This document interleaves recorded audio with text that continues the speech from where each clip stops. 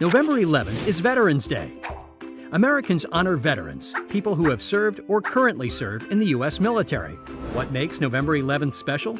On the 11th hour of the 11th day of the 11th month in 1918, the battles of World War I ended. The Allied countries and Germany called a truce, also known as an armistice, and November 11th became known as Armistice Day. The following year, President Woodrow Wilson asked Americans to mark the anniversary of Armistice Day with a moment of silence in gratitude to the soldiers who had fought for peace. Americans did that and more. They held parades and other gatherings all across the country to publicly thank the World War I veterans. In 1954, Congress changed the holiday's name from Armistice Day to Veterans Day to recognize all soldiers who serve in war or peace. Today, there are more than 23 million veterans in the United States. Do you know any veterans? How do you thank them?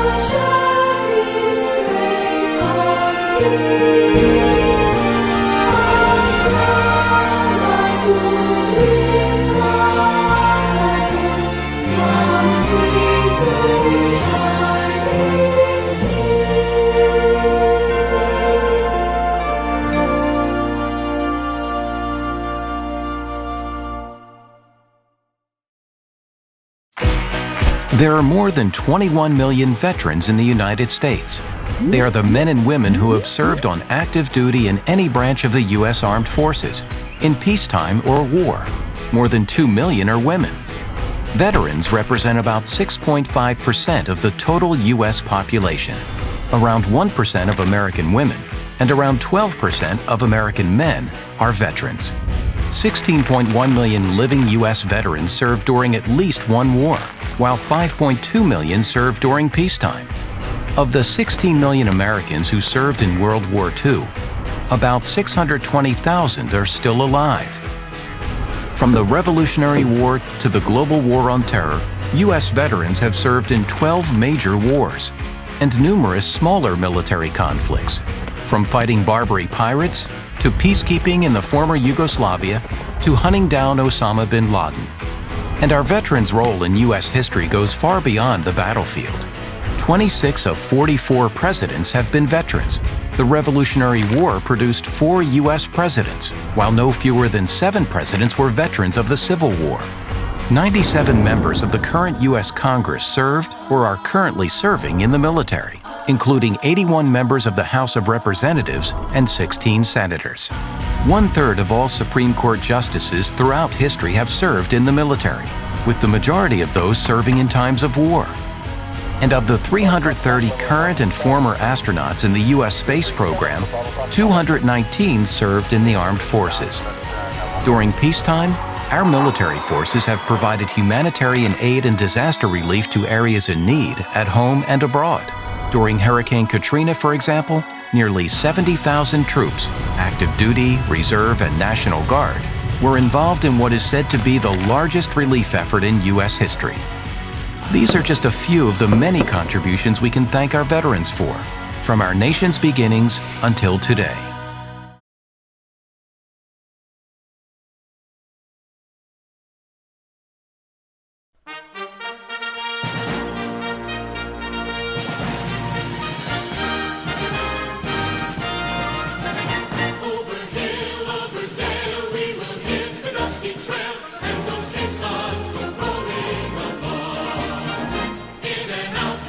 Shout, counter marching all about, and those caissons go rolling along. For it's high,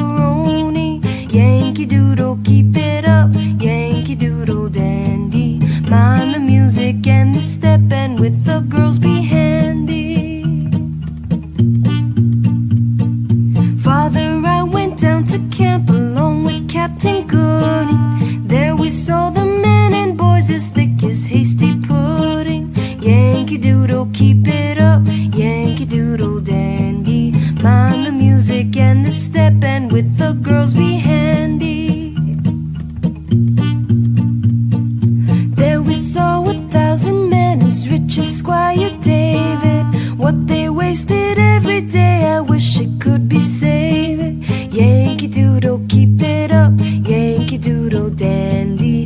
Mind the music and the step, and with the girls be handy.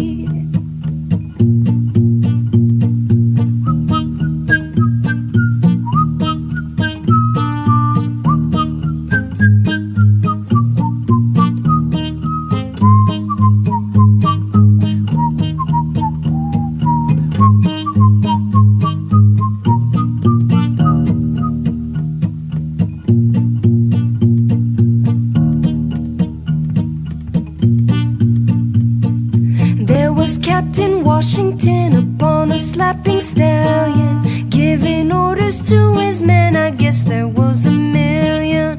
Yankee Doodle, keep it up. Yankee Doodle dandy. Mind the music and the step, and with the girls be handy. Then the feathers on his hat, they look so very fine. Oh, I wanted desperately to get to give to my Jemima. Yankee Doodle, keep it up. Yankee Doodle dandy.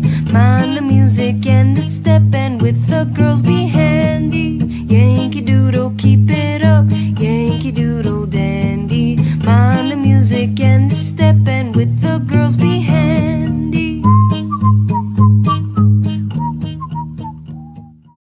Most people think it's patriotic gibberish when they hear the most well-known version of Yankee Doodle Dandy. Yankee Doodle went to town a-riding on a pony, stuck a feather in his cap and called it macaroni. We've all wondered why this guy is naming his hat feathers after pasta, but what most people don't realize is that Yankee Doodle Dandy was originally a British song making fun of American doodles, that's a word for simpletons, and the macaroni wasn't lunch. This was a macaroni. Macaroni was a catch-all term in England for the scenesters of the time who sat between the Restoration-era fop and the dandy on the historical timeline of trendy looks. They were called macaronis because when they left England, usually on mommy and daddy's dime, they toured Europe and brought back this totally amazing new pasta they discovered in Italy. It was, macaroni. So macaroni became the nickname for the pretentious elites of the 18th century and their fancy style. Macaronis didn't have MacBook Pros, but calling them hipsters of the time isn't far off the mark. The sad part is that the Americans wanted to be just like them. Americans like to think of themselves blazing their own path, but they still had a desire to import customs of elite society from England. That included fashion, and yes, they even thought macaroni was cutting-edge cuisine. That's the joke in Yankee Doodle Dandy, not that they were naming a feather, but that they thought a lame feather in their hat made them high society macaronis, which nobody should want to be in the first place. During early Revolutionary War battles, the British used the song to mock Americans, but Americans embraced a chance to throw it back at them. So when the British surrendered at Yorktown, the Marquis de Lafayette taunted them by playing Yankee Doodle as they walked away, and that secured its place as an unlikely anthem. So you're right to imagine something patriotic when you hear Yankee Doodle. Just make sure you imagine this when you hear macaroni.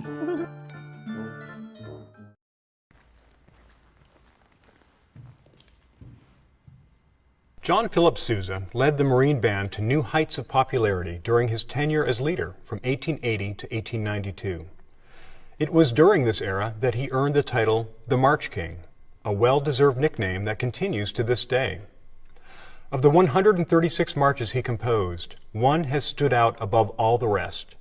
It was composed in 1896 as Sousa sailed back home from a long European vacation. The inspiration for this march was born of a combination of homesickness, fond memories of his time as leader of the Marine Band, and his stirring recollection of the American flag flying over the White House. The resulting march became his best-known work, and in 1987, it officially became our national march, the Stars and Stripes Forever.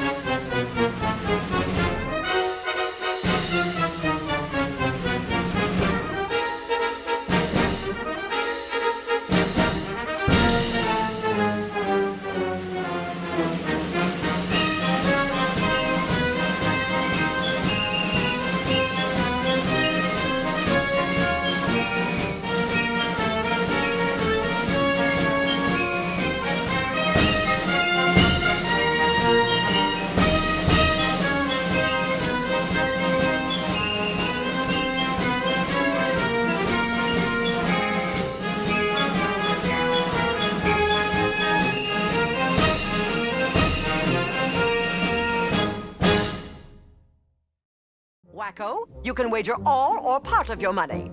I'll blow the wad. All right, then. In the category of the United States, the answer is the names of all 50 states and their capitals. Okay.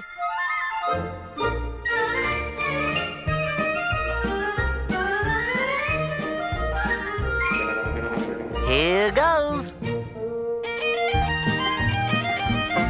Baton Rouge, Louisiana, Indianapolis, Indiana, and Columbus is the capital of Ohio. There's Montgomery, Alabama, south of Helena, Montana. Then there's Denver, Colorado, under Boise, Idaho.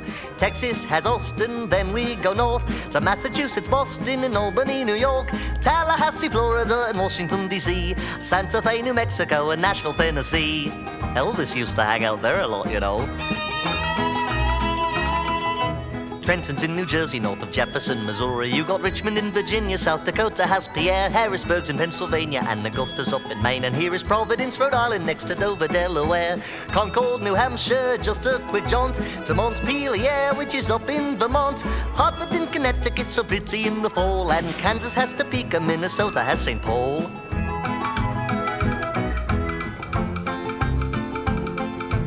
Juneau's in Alaska, and there's Lincoln in Nebraska, and it's Raleigh out in North Carolina, and then there's Madison, Wisconsin, and Olympia in Washington, Phoenix, Arizona, and Lansing, Michigan.